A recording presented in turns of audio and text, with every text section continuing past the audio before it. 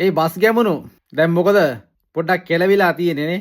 ඉස්සර උඹලා සද්ද දැම්මේ මේ අපේ ලංකාවේ මුළු ප්‍රවාහන පද්ධතියම අයිතිය තියෙන උඹලට වගේ. එක පැත්තෙන් ඒ කාලේ උඹලා හරි. මොකද ඒ කාලේ ප්‍රවාහන අමාත්‍යාංශයෙන් මොනෑම තියත් උඹලා ගාලේ නැට වුණා. උඹලා නැටෙව්වා. උන් වැඩක් කරේ නෑ.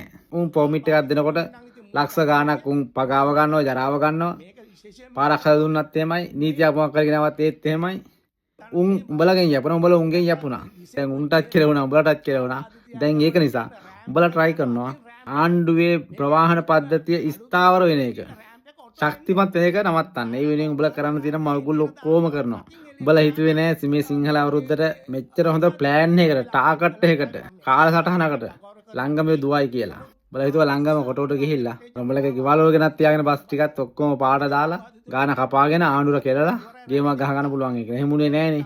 ඔය පතුල පාත් බස් එක ගෙනත් තියෙන ආබාධිතයෝ ගෙනියන්න විතරක් නෙමෙයි. ඕකේ සීට් යම් කිසි ප්‍රමාණයක් ආබාධිතයන් වෙන වෙලා තිනවා. ආබාධිත නැති වෙලාට අනිත් මිනිසුන්ට පාර යන්න පුළුවන්. මොකද ආබාධිතයෝ කර එන්නේ නැත්තම් ඔය බස් එක පාරේ නිකන් දුවන්නේ නෑනේ. ඇමරිකාව ගත්තොත් ඇමරිකාවේ තියෙන බස් වල 90%ක්ම ඔය ආබාධිතයන්ට නගින්න පුළුවන් විදිහට තමයි හදලා තියෙන්නේ. ඕනම තැනක ගිහිල්ලා නැවතුනහම අඩිය පාත් වෙනවා. ආබාධිතෙක් කෙනවනම් වීල් චෙයාර් එක ඒකට දොරක් තියෙනවා. ඒ දොර දාලා ඒක හරහා ගන්න පුළුවන්. ආබාධිත නැති වෙලාට ඒ සීට් එක ඕනකට වාල්ලා යන්න පුළුවන්. ආවාසයේ කාවොත් ඒ සීට් එක කර හිටියොත් ඒ සීට් එක දෙන්න ඕනේ යාට. එහෙම තමයි මෙහෙ. ඒතර ලංකාවෙත් එහෙම තමයි. ඕකේ ආබාධිත නැති වෙලාවට අනිත් මිනිසුන්ට යන්න පුළුවන්. උඹලා නිකන් ගොන්නු වගේ කෑ ගහන්න එපා බං. මචං අපි උඹලා හම්බ කරන් කන ඔය රස්සාව නැතිනොට කැමති නෑ. ඔය ව්‍යාපාර නැතිනොට කැමති නෑ.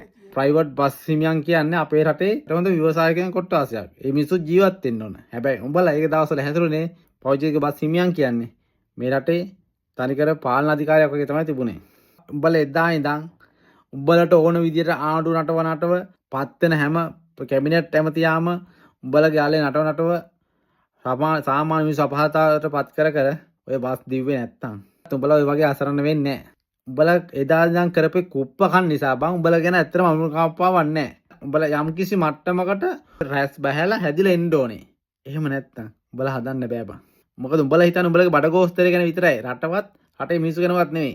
යකෝ උඹලා වගේ අනිත් රටේ අනිත් මිනිස්සුත් එහෙම හිතුවනම් රටක් නැහැනේ. බස් කියමු.